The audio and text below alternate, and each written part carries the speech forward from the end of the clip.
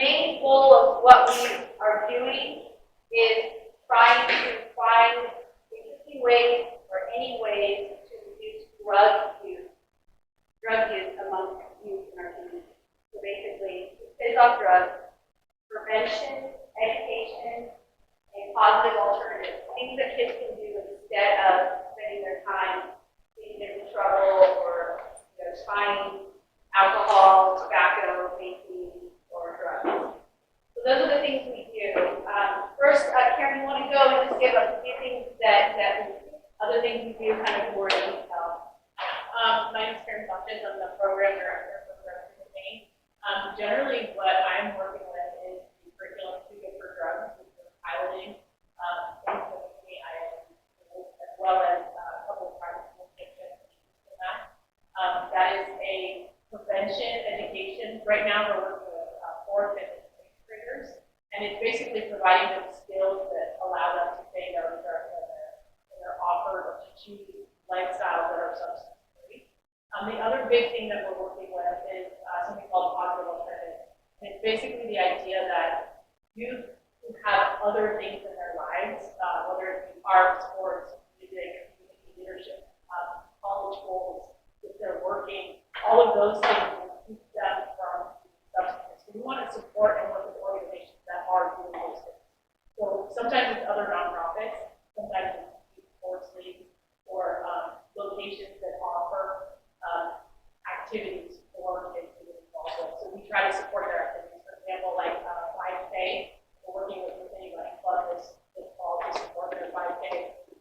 We also are working with lacrosse and soccer. The more we build those programs within our community, the better we can have those alternatives for our children throughout their time at home and as they go. Thank you, Karen. Next up, Lana, do you want to tell us a little bit? My name is Lana Dennington, and I do some of the community relations and research for our organization. One of our exciting programs that's coming up is our Take a Pledge. So we have these pledge cards that we take to elementary schools. The teachers have to talk to the kids about it, have them fill it out. They choose to fill it out and return it. We work with a lot of those local businesses that make donations, and we have a raffle. So we put all those cards in the raffle, and then we like up it all, and all kinds of stuff to kind of get them excited about making a healthy choice. So, everything is done. Thank you. Anthony. Good afternoon, everybody. I'm Anthony Garcia. I'm a prevention specialist with Drug-Free McCain. I actually implement the Too Good for Drug curriculum. We just started this week at Evans Middle School, teaching about 70 kids at the moment. The first half of the curriculum is teaching important life skills such as managing their emotions, peer control strategies, setting and maintaining goals. The second portion of the curriculum focuses on substance abuse prevention, alcohol, tobacco, and what have you. Thank you. Paul. Yeah, I'm Chabot, work with the coalition as well, and I'm trying to turn down the fan on the air conditioning so you all back here can hear us correctly. I'll do presentations shortly. All right, thank you. And while he's turning that down, I think we'll go opposite order and do everybody can introduce themselves. I'll start here so they hear me. Introduce yourself. If you belong to an organization, great, you can say that. If you don't, that's okay too. And if you have any upcoming events or announcements from your organization or your general, mention that as well.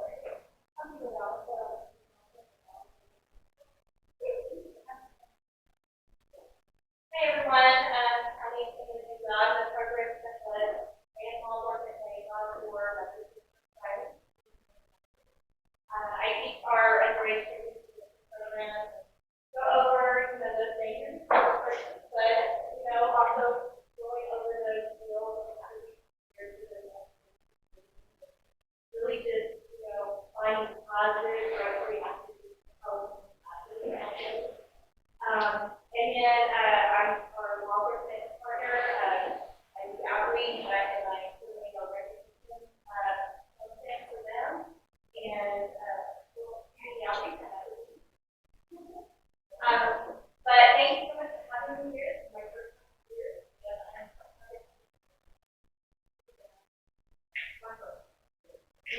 then I'm pleased.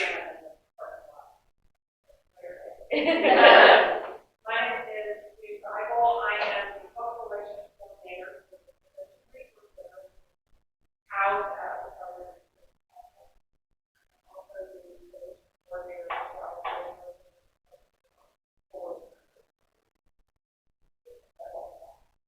it is so complicated. I'm gonna start there. That, you know, I have to order something, and I was thinking my boss the other day, I was like, hold on a minute, because, you know, it's very complicated. I wear different hats. You can say everything. Yeah, but, you know.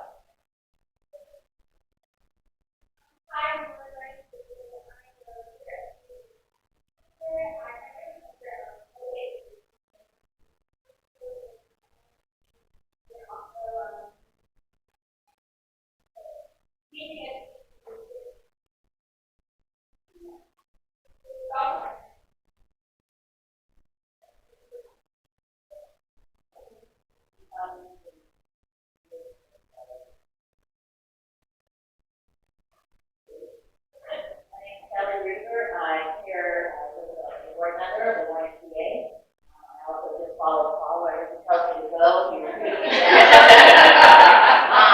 But I also work with our Neighborhood Watch program in our community and National Night Out in Tuesday for the 5th.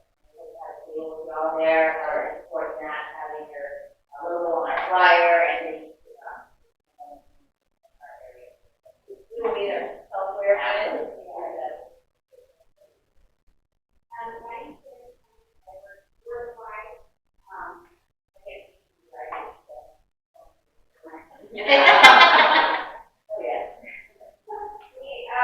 We have lots of backgrounds that I'm looking for. I've worked on a lot of all this.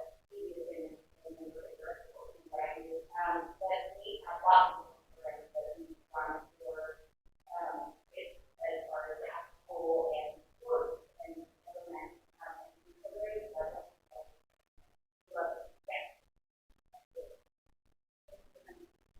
David Young, yes, I go wherever called. There you go. you can't steal it. You can't steal But it. they're to this too, so. Or wait, or reverse. You know what, there you go. And so, one of the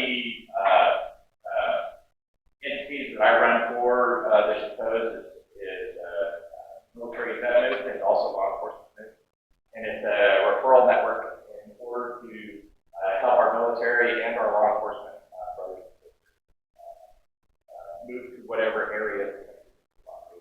So in coming in this, it's still a little ease on the fact of to this day, we still have on average 22 service members that are taking their own lives. And obviously, when it comes to this type of education, it's very important because there's an alternate to what people are facing today. Living is that alternate choice.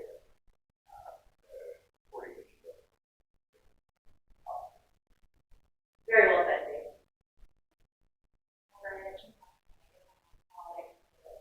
I just met Paul. Yeah, no, I'm a member of the daughter of the American Revolution. I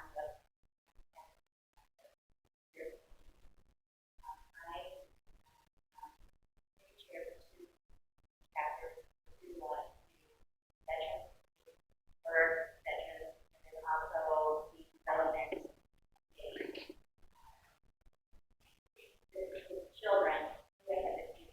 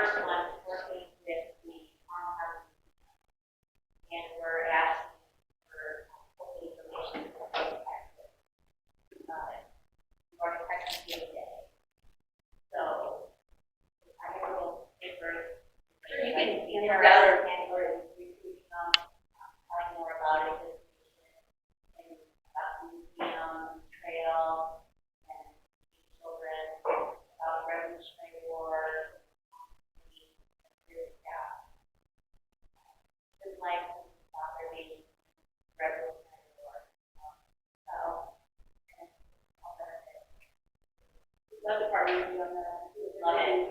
Yes. Wonderful. They have brand new, like, decorations and stuff. So I'm learning as I'm going. We have upcoming things we can add it to our newsletter as well. Parents put that in the newsletter. We can add it twice a month. I love it. We can do that as well with the others as well. Add information to our newsletter. So they want to get your wife over. Yeah, thank you. My name is Lonnie Rumsfeld, and I am the American Defenders Foundation. I'm the co-founder and the law enforcement life and also combat veteran families as well. We have programs that are geared more towards the children of law enforcement and combat veterans and veteran communities. Being that I grew up as a board tour of duty Vietnam vet's daughter with no help. When we started this program, I was like, look, I was that odd child that, very strict, very military, disciplined, very under the thumb. These children, should all need support because nobody understands that. And while everybody else is trying to help the veterans, the children are what I like to call in the shadow. And the effect of PTSD along with everything else that goes along with it, these kids are in the shadow, they have no support, they don't understand what's going on. So we try and bring them together at fun things like, baseball games, hockey games, where we go sleep within the area, and we bring them together to try and build a support system for each different group. Children of law enforcement, as we see all the rhetoric that continues to go on, and look back at the last 20 years, they used to be pure. Now, my children are doing with the, oh, you're a fox. Go ahead. And then they keep getting these attitudes of, when they see a national one, yeah, oh, there's a lot of things so they live in their own little box. Nobody understands why they're like, especially when daddy has done squat, daddy has done games, daddy has done a lot of different things. They're a little more online. It's not as easy for them to go out and go to, Joe Schmo's house over there because we don't know, what happens within their family as children, not that kind of stuff. So building a support network for all of them as well, doing the same thing. And this year, hopefully last year, we was about the gold person as well.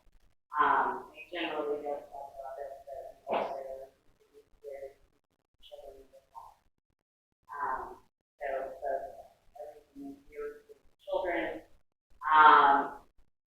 Right, especially in the combat veteran community, that's what the term is. If you look at the statistics for Vietnam vets and their children, 5% actually do that. It's either alcohol, drugs, food, life, etc. Trying to find them to cope with it. Whereas some of us chose to work a lot of hours, dive into everything in school, and work everything else. That was my way of putting in everything.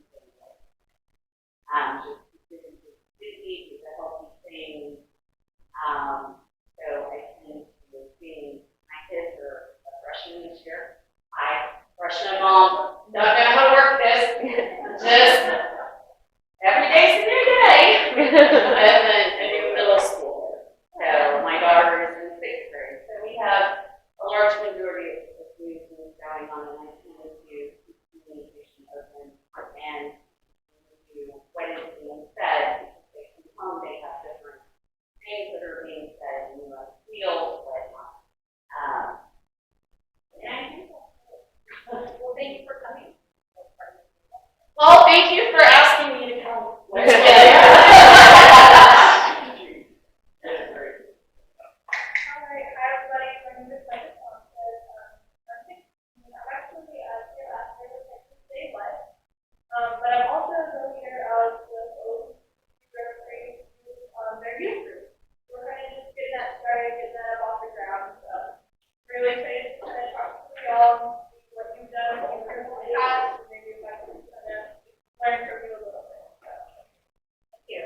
I'm Alex Conscious, I'm a freshman, and I'm part of the drug team here.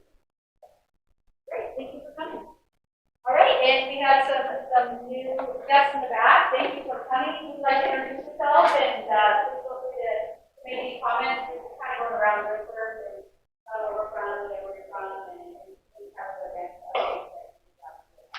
Yeah, part of the drug team, drug team. We're part of the APO unit. We do a different uniforms. We're going right on high school. We have a high school our unit. We do a lot of special events in our community. We are talking about like both annual festival tournaments, stuff like that. Honestly, we had to invite that kind of us from our head today. So we're on the road that a little bit. We don't either, so just like. Yeah, we're tied up at another nothing right here to we think we're the Wait here and drink. Yeah. Just a quick overview. I don't know if they passed down what we do. We talked about things, but basically, we are an organization that runs. So different ways, creative ways, prevention, education, but also partnering with organizations and people like different other organizations to find a positive alternative. So different types of programs, whether it's sports, these types of other hobbies, that we can bring to the community that kids can get involved in instead of getting involved in drugs, alcohol, or crime. So it's a general overview of the program and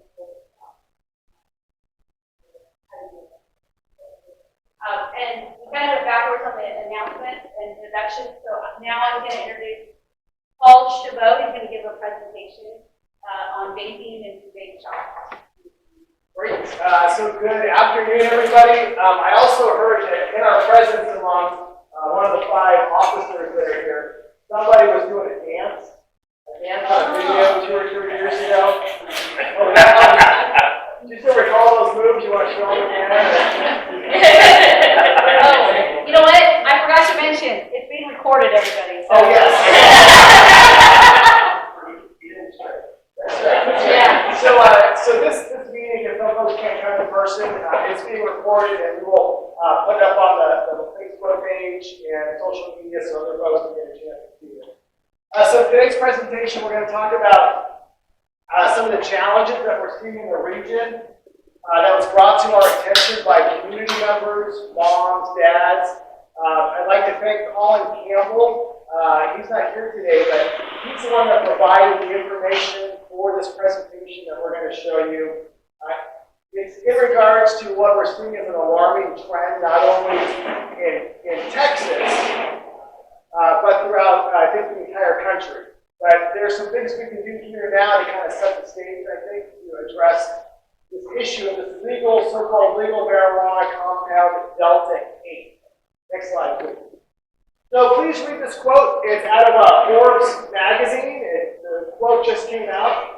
Over the past 6 months, dozens of people, including at least one toddler, have been hospitalized or sought medical attention after consuming products containing Delta-8 THC. Doctors haven't seen anything like it, as the news leader reported. In 2020, the State Prison Center received exactly 0 calls related to Delta-8. Now, if you don't know what Delta-8 is, don't feel bad. I had no idea what Delta-8 was either until maybe a year ago. In the last 3 months, we've become very aware of it. And even though we might not know what it is, you will after this presentation, I guarantee you our kids in our school know all about this stuff. In fact, they can come in here and do a much better presentation on some of this material than we could. By the way, drug use in America right now is at a startling high with a number of substances. Amongst high school age kids, about 25% using an illicit or alcohol, tobacco substance, illicit drug within a 30-day window.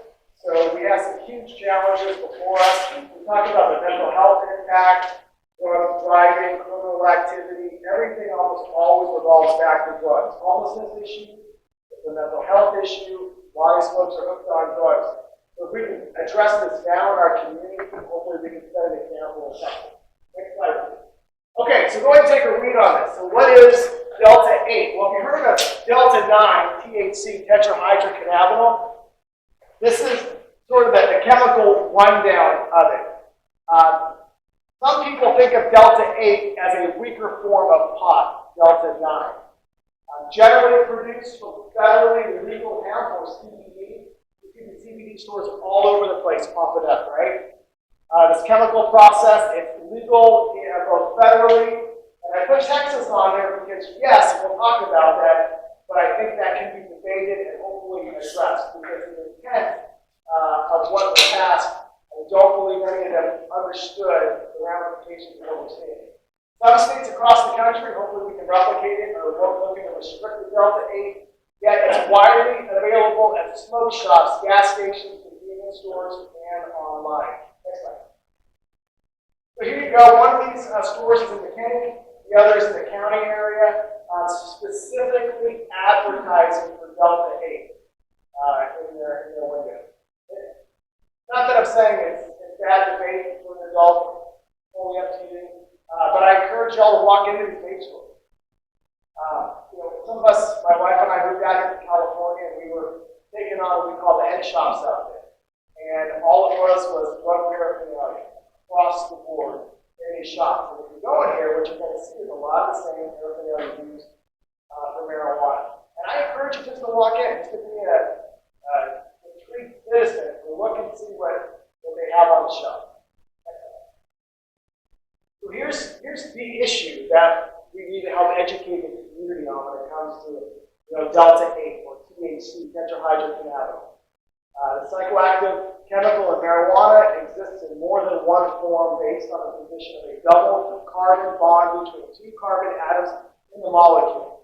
And you'll see the figures in that moment, the figures on the previous page. But here's the challenge with trying to regulate these items.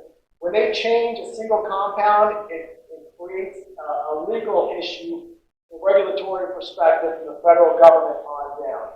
If you may recall some of the club drugs that were popular 15 years ago becoming popular today, MDMA, methylphenidate, methamphetamine, club drug, X, ketamine, GHB, all of these different items. There's a website out there, I don't know if it's still legit or if it's still up, heroin.com, will have thousands of different synthetic drugs that people are talking about. They're mostly young adults on the dark web. But because these chemical compounds are changed, it causes a very difficult process for regulation.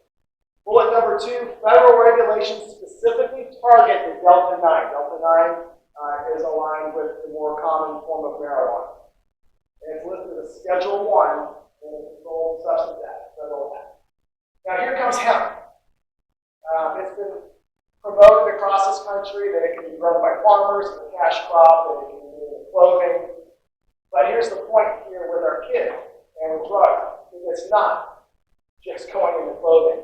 It's going to this entire industry behind the scenes, which is flooding in the illicit and quote-unquote legal market.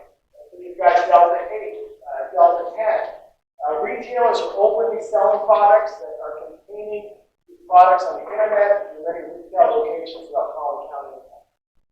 As an affront, and I like how Colin Kimball put it, as an affront to the spirit of the law banning the use of consumption of THC, which is why we believe that the Texas legislature re-looked at this issue based on this presentation. A, they wouldn't have moved forward with this in the first place, but B, maybe we can address it head on. Next slide, please. So here's the background. 86 Texas legislature through the House Bill 1325 makes it legal to manufacture, distribute, and sell consumable hemp products. There are some agencies here, State of Texas, Texas State Health and Human Services is a regulatory component for this. If you look at that, DSHS Regulations Title 6, Subtitle A, Chapter 443, which pertains specifically to this, to prohibit. And here's where the confliction comes in, is within that existing highlighted law, it says specifically prohibit the processing or manufacturing of these CHPs for quote-unquote smoking, which is obvious right now. And so here's the confliction. Specifically spelled out in the regulations is that CHP cannot contain more than 0.3 of Delta-9 THC. contradiction to this regulation, state DSHH officials have taken the position that they do not differentiate the difference between Delta-8 and Delta-9. They have taken the position that any product containing more than 0.3% THC is illegal under the Texas law. And there's a YouTube link that we can forward. By the way, this presentation we will upload and then share via email with everybody as well.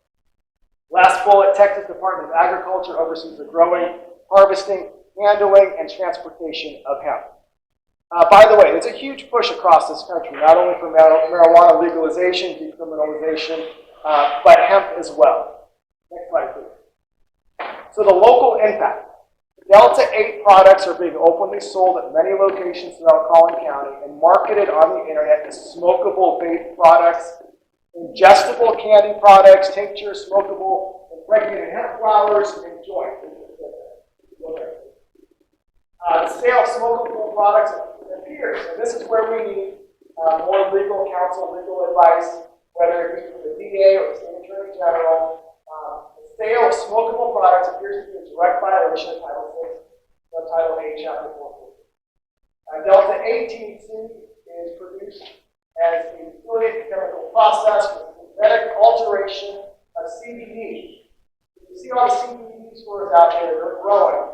And it's not just, folks going in there to buy some cream to rub on their back. If you look at the majority of what's coming out of these stores today, you might be surprised.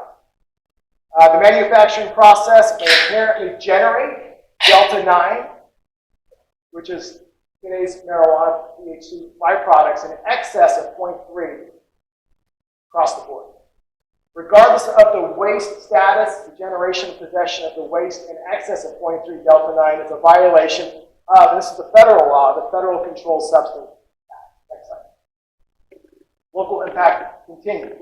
So the apparent legality of Delta-8 is a major detriment to discouraging drug use in our youth. So here's the point. If adults can't say no, how do we expect our kids to say no?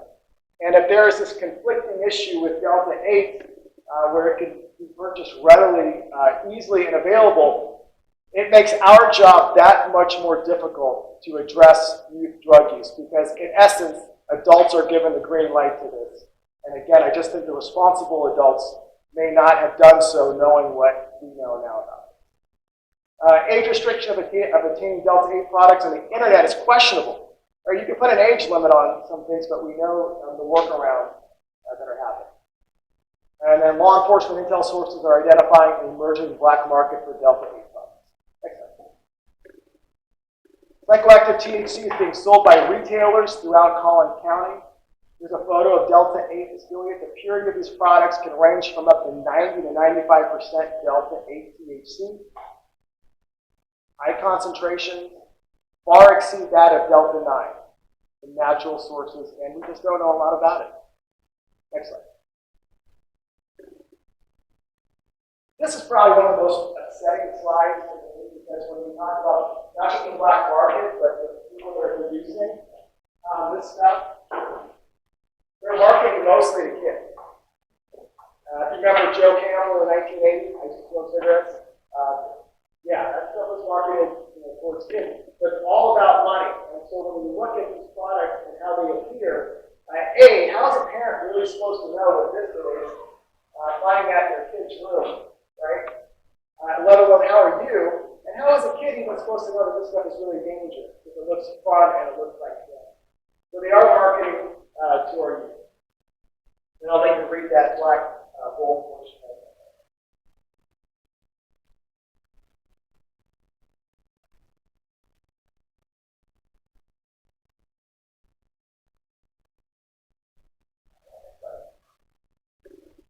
So here's, as a coalition, this is what we're recommending today. That's what we're going to go forward and recommend further. And it's these top four, right? So that's really important is we need our Texas state elected leaders to address and look at this Delta-8 issue head on. Part of this community coalition network is to help impact policy, which can be legislation, whether it's at the local, state, or federal level.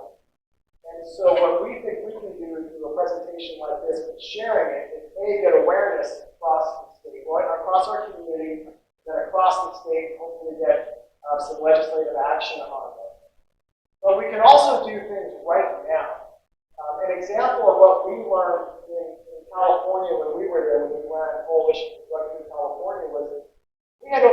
of the cities and counties throughout the state that ban those marijuana dispensaries.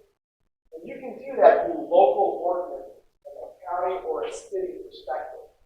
So one aspect of what we're going to look at, number two, is approaching our local city and county leaders, asking them to put ordinances in place banning the sale of these products out there. And one here that I didn't put on there is hopefully just good compliance, that when these vape stores understand what they're selling is, and I think they know anyway, but maybe just a nice reminder for the community that, hey, they're no longer doing this. That might work as well.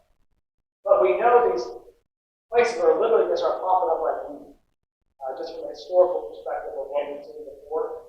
So if we can address this in our ordinances, we can get in front of it. And then educating youth about the dangers. Like Anthony going into schools, if you go to our website, we have resources. If you look at our digital advertising, if you're online and you live in the community, you're searching anything on Google just generically, and you go to a website, you might begin to see our advertising on there that will help lead people to these resources. But here's the challenge, is there's so many different drugs out there, and Delta-8 is so confusing that this is not going to be an easy educational process at all. And number four, it's really about informing the parents. And not just parents, but also educators. Research shows the number one most important person in a child's life to make that impact is not a teacher, it's a parent. However, if you are confused by what you saw in today's presentation, narrated to you, how is a parent at home going to feel seeing this for the very first time? And so we have to just figure out ways about educating parents, not just on the dangers of tobacco and alcohol, but all illicit drugs and how to have compiling this information for drug-free accounting. Please consider this to be your presentation, your data, as well that you'd like to share. I wish I had more I could say directly on this, but I think we're a little shocked, we're shell-shocked by what's happened. And if any questions, I'll be happy to take it now. Might not be able to answer more than what's seen up on the presentation. Okay. All right. I would like to not put our meeting on the spot, but I just ask a question. What are you seeing? What as community school members you do as parents? Is there anything that you'd like to point out to us? I think the information on answer is helpful. I've heard that community. I had a school. I remember a year and a half ago we made a recommendation and products. And it was well given to six. And I was aware of that. I was aware that there were people who did that. That's why I was aware of it. I think what shocked me about that was the response. We posted on our Facebook page for the parents to be aware of.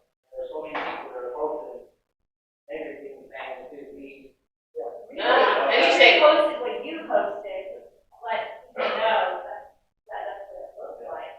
Wow, I didn't know that. I don't know if it's still up, but that was some information I got from our, some of the responses. I'm sure it wasn't majority, but there was enough there to cause concern.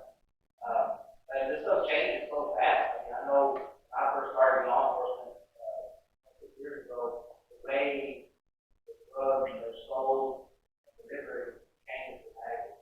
Also, longer years, great on social media. You make a lot of arrests by following people on social media. What they're going to do and know that underworld side of it. When I started, they were selling on the street and you have to be knowledgeable about what the kids are doing on their stuff on social media. Wow, that's a good point. That all that Snapchat is saying parents is giving out the drugs that are sold on Snapchat and the other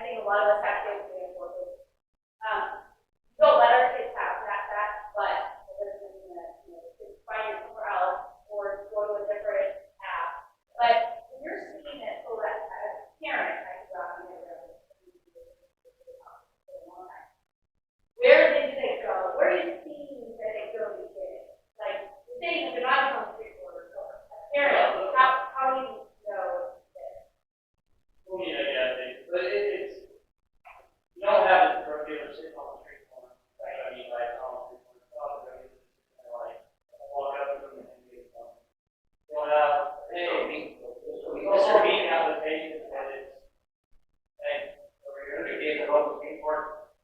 Well, we've been going there, not working, but like, we really did event there, and like that, we know a lot of people. Well, I would think anywhere kids have it, it's just 5,000. Cool. Skate park, anywhere kids hang out. They're setting up transaction, social media, and eventually have to keep her. Right. They're a little bit more secret about it. No, we love to get the input from you. You guys are out there every day, whatever information, put on the spot, too much time, but just anything in general that you think of that might be helpful. If we would, if you guys have the event coming up, and you would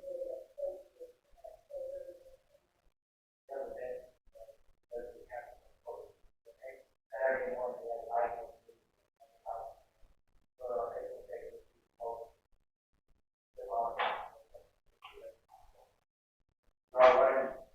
We'll have our actual registration report, we'll have it on our website. We did know before we came here,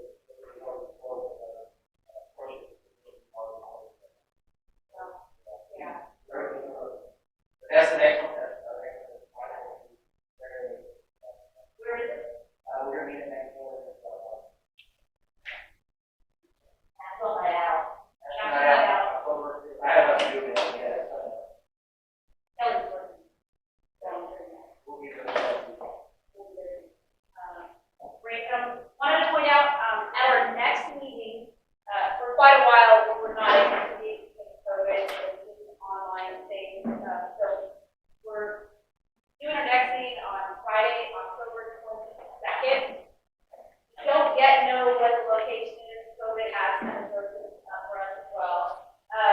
But what I wanted to point out is that is going to be the kickoff for Take the Pledge, which Larry mentioned. We will see signs up. Last year, we were able to put it in front of all the schools. We'll drop a little bit right now, but hopefully we'll have stuff at all the schools. And like Larry mentioned, this is for kids. Take the pledge to not use drugs or alcohol. Elementary and middle school are what we're doing it for. And so this is the kickoff for that. So we'll have a meeting, and Paul, who's going to be the speaker at that meeting? Yeah, he's the director for the high-intensity drug trafficking area program for North Texas or the Texoma region. They bring together local, state, federal law enforcement to combat drug trafficking. He's the director. He'll come in, give a presentation on their office, what they do, but also drug trafficking trends, largely probably on the highways. We'll ask more specific about the McKinney corridor as well. And also any additional updates that they can provide. He works part of a White House program in the Office of National Drug Control Policy. There's 28 of these areas around the country. We happen to live and operate within a HIDA, high-intensity drug trafficking area program. And a HIDA and a coalition like ours naturally work together on sharing information. So you get a chance to hear from him as we kick off regularly with this.